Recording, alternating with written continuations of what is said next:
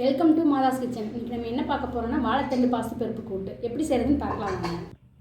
ஒரு வாழைத்தண்டு குட்டி குட்டியாக கட் பண்ணி வச்சுருக்கேன். சின்ன வெங்காயம், கருவேப்பிலை, 4 பச்சை மிளகாய், 2 வரமிளகாய், அரை மூடி தேங்காய், பாசிப்பருப்பு வேக வச்சு வச்சுருக்கேன். தாளிக்கிறதுக்கு தேவையான எண்ணெய், 1 ஸ்பூன் கடுகு, அரை ஸ்பூன் மஞ்சள்தூள், பெருங்காயம், தேவையான அளவு உப்பு. எப்படி செய்கிறதுன்னு பார்க்கலாம். தேவையான அளவுக்கு எண்ணெய் விட்டுக்கலாம்.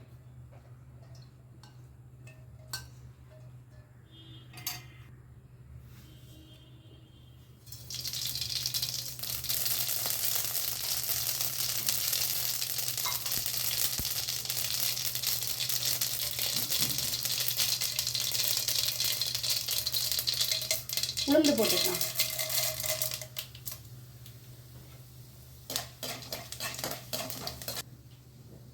கருவேப்பிலை, வெங்காயம் போட்டுக்கலாம்.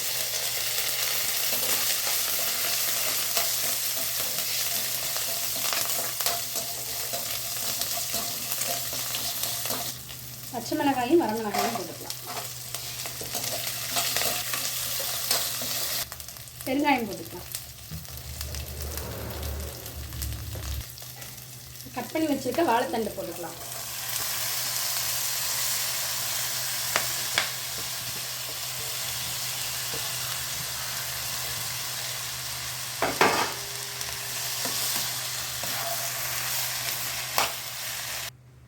கால் டீஸ்பூன் மஞ்சள்தூள் போட்டுக்கலாம்.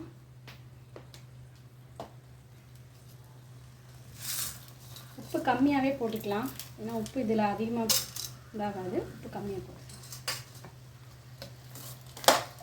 எல்லாம் போட்டு தண்ணி ஊற்றி 5 நிமிஷம் மூடி வைக்கலாம். வாழைத்தண்டு நல்லா வெந்துருச்சு. பருப்பு ஊற்றிக்கலாம்.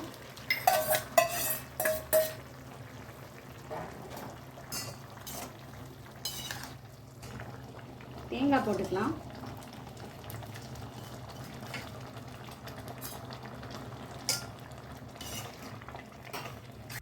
நம்ம ரெடி பண்ணிட்டு இருந்த வாழைத்தண்டு கூட்டு தயாராகிடுச்சு.